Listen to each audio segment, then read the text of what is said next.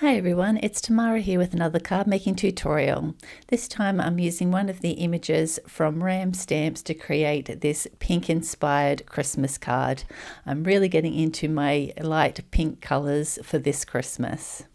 I've printed the sweet Koala Christmas Digi stamp onto some Copic XPress at Cardstock, just cut a little bit bigger because I will be cutting that out with an oval die. I also will be using this background die. Unfortunately, I don't know where this came from. I've lost the packaging, but I'm sure that you'd have something in your stash that would work. And this is how I'm going to just cut out with the oval die, and that's going to sit on top of that ink blended panel once we've cut that out.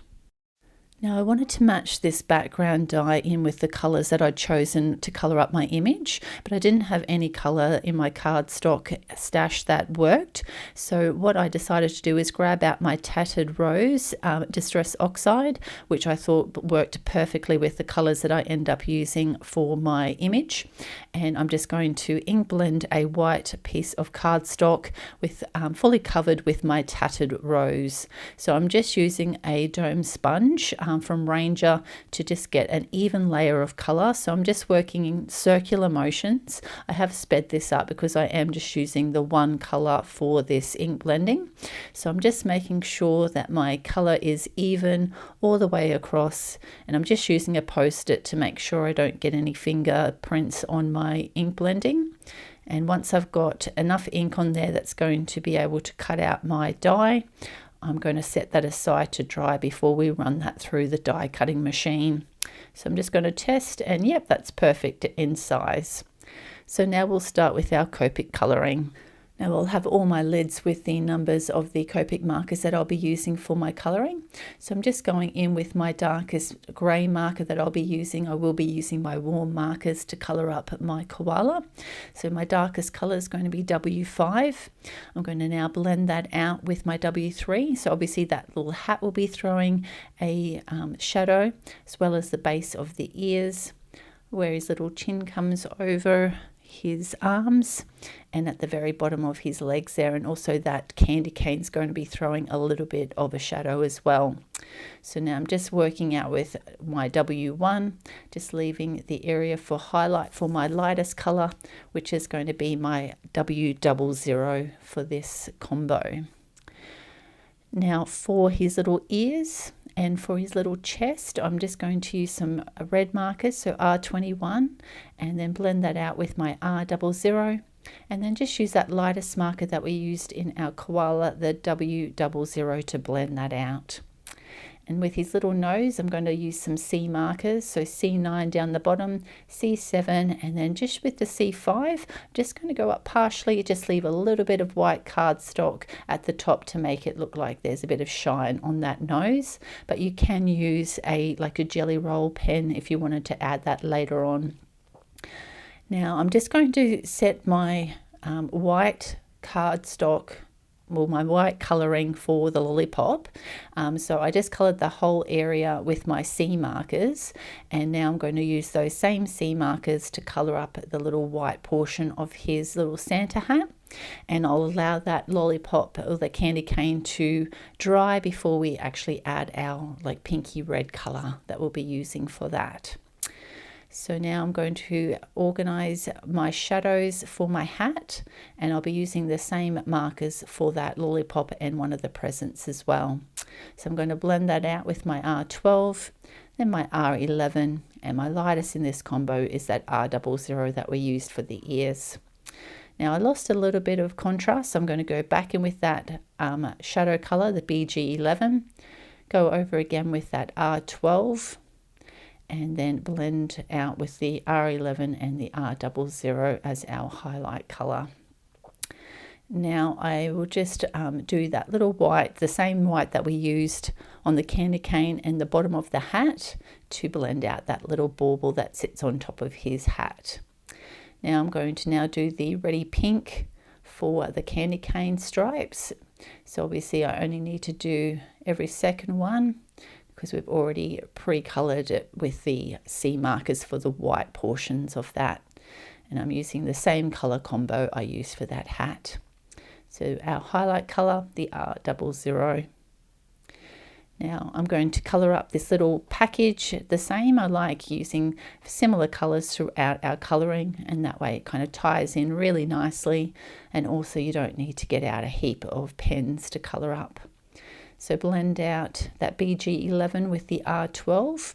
So obviously the very back of the package, because our light source is coming from the left, is going to be in shadow, and obviously where his little body and where the bow goes, we'll be throwing a little bit of shadow as well. R11's next, just leaving that little bit of highlight for our lightest marker, the R00, to do our fully blend out of that package. And now for the bow, I'm just going to use my BG markers, so BG30, sorry, now I've forgotten what colour that was. And then blend that out with the BG11, and we're going to use that same package down below. So I'm bringing in the BG18 because it wasn't quite enough shadow there, then BG34, and go with that same color combo that we used before, BG32, and then bring in our BG11.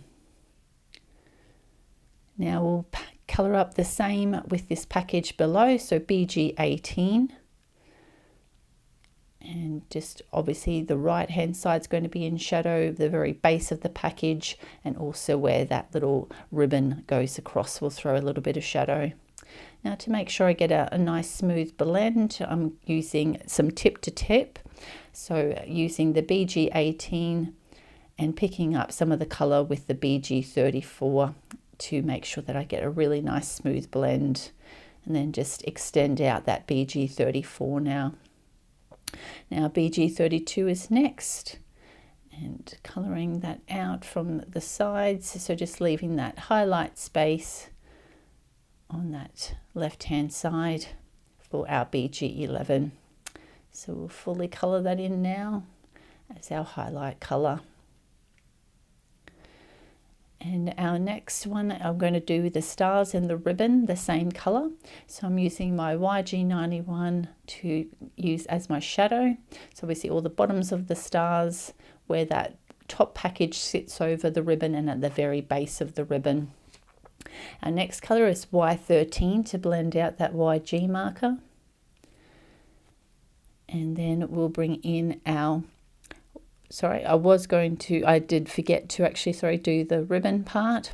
So now we'll bring that Y00 in to fully blend out our stars and our ribbon. Now I don't want to forget our little holly and berries, so I'm just going to do some very quick colouring here. So G46, G43, and end with G40.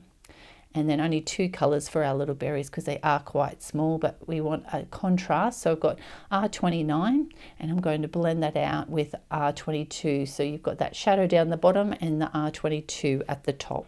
So now we've finished our Copic colouring of our image. I'm just going to line up that oval die and run that through my die cutting machine. Now I did that first before I did the grounding because I like to make sure I don't go too far out. And it's helpful to have that guide of where that stitching is to work within those confines to get our grounding done. And I'm just using the same W markers that I used for colouring up our koala as well. So just slowly blend that out, just lightening the hand to make sure we get a nice soft blend out. Now our Tattered Rose ink blended panel is dry. I'm going to use my shim actually to run that through the die cutting machine because it is quite an intricate die, so it does require a nice sharp cut through. So now that that's done, I'll just use my craft pick to push that out, and most of the little pieces have stuck into that using that shim, but I'll just use this pick to get rid of a few extra portions that haven't fully popped out. I'm just going to use my Versacolor in Sage and Seafoam. So I'm going to initially try the Sage down, but I found that it was a little bit too light by itself. So I'm going to go between the two colors to kind of match in with the green that we used for our image coloring. So now I'm going in with that Seafoam, and it doesn't really show up very well on the camera, but it does when you see it in real life. But just adding that little bit of a combo of colors just made that a lot darker and more similar in color to what I used in my image coloring. So test out using some ink pads together, and you can get a nice color combo that you need to match in. So I've now cut out my sentiment with the coordinating die. So we've got our Merry Christmas. Now initially I was going to actually use this double-sided adhesive to stick onto my ink blended panel and then run that through the die cutting machine with that background die, but I forgot. But I did want to show you that that's the best way to do it because it would cut it exactly correctly. So now I've just got to use my precision glue here with the nib to just run lines of glue along all those little patterns. So just be very careful, just adding some small spots, trying to avoid where those holes are, and just holding that in place with my fingers down the bottom. And I just get a small amount all the way along, and then I can stick that onto my background panel. And where I stuck my fingers, I need to put a bit more glue on there. I've got an actual white panel cut just to size so that this fits over the top. So I had actually lined that up incorrectly. So I pulled that off, and now that's ready to go. Now I wanted to create a little bit more interest in something for my little image to sit on, because it was, quite a plain little card. So I had this shiny twine in my stash. So I just put a little bit of double-sided adhesive on the background to initially pop that down. And then I'm just going to run a few lines of that around, making sure that I've got enough that it will hold at the back, and just making sure that's lined up for where my image is going to sit on the panel, and then for my little sentiment to sit down the bottom. And it just created a little bit more interest. So I'm just making sure that I get this lined up the way that I'm wanting. So crossing over some but keeping some straight. So you don't have to do this part, but I just thought it just added a little bit of like bling and a bit of extra interest to the back of our card base. So I'm happy with that. So I'm going to grab out some more double-sided adhesive and just trim that twine to size, pop that double-sided adhesive on there to hold that in place. So as you can see, I'm just going to pop that under here to make sure that that doesn't move. Pull that release paper off, and then just make sure that that twine is secured down. And now we can get our little image ready to attach. Now because the twine's going to be kind of raised in the middle, I'm just going to use some double-sided adhesive in the middle, but top and bottom I'm going to pop up with some foam tape. So I'll just cut out a little bit of that double-sided adhesive for that center section. You could use foam tape as well, but I thought with that being raised, it most probably would be fine to use the double-sided adhesive instead of the foam tape. So I'm just going to use my reversed tweezers to line that up, making sure it's centered either side, but I am making it a little bit higher up because I will be popping that sentiment down the bottom. So I'm just going to use my T-ruler to make sure it's centered either side and give that a good press down. Now it took everything in me not to center this sentiment, but I'm going to just kind of have it sitting to the right hand side. I just thought it gave a little bit more interest, just offset like that. Now as you can see, some of it will be sitting on the actual oval itself and other parts will be off. Now because we have propped that oval panel up with foam tape, on the sections that will be sitting off that oval, we're going to pop some foam squares, so just on that little kind of right hand side and all along the base. And then we'll just put a little bit of glue on the section that's going to be sitting on the actual oval. So I've taken off the release paper. We'll get a little bit of glue on that section, and just use those reverse tweezers to line that up on our little panel. Now I just didn't have that angled properly, so I've readjusted those, and we'll line that up, make sure it's straight, and give that a good press down.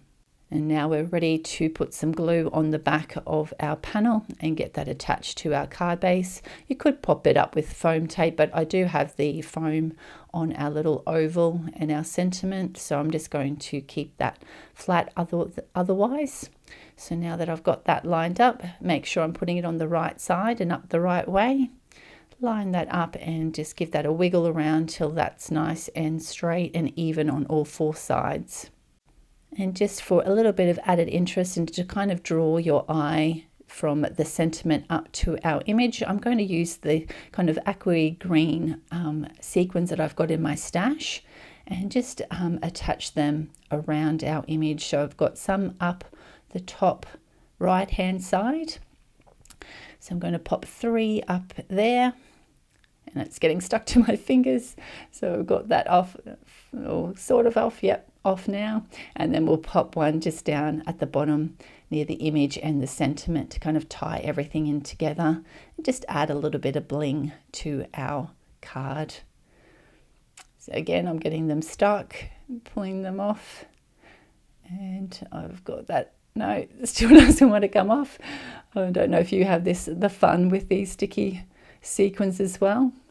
And that's all done. And this is the finished card for this tutorial. A cute little image, easily Copic colored up and set onto a beautiful background die can create such a pretty card and, really come up quite quickly. I hope you've enjoyed this card making tutorial. If you have, please hit the like button. And if you'd like to see any future videos, make sure to hit the subscribe button. Thanks so much for watching. Have a great day. Bye.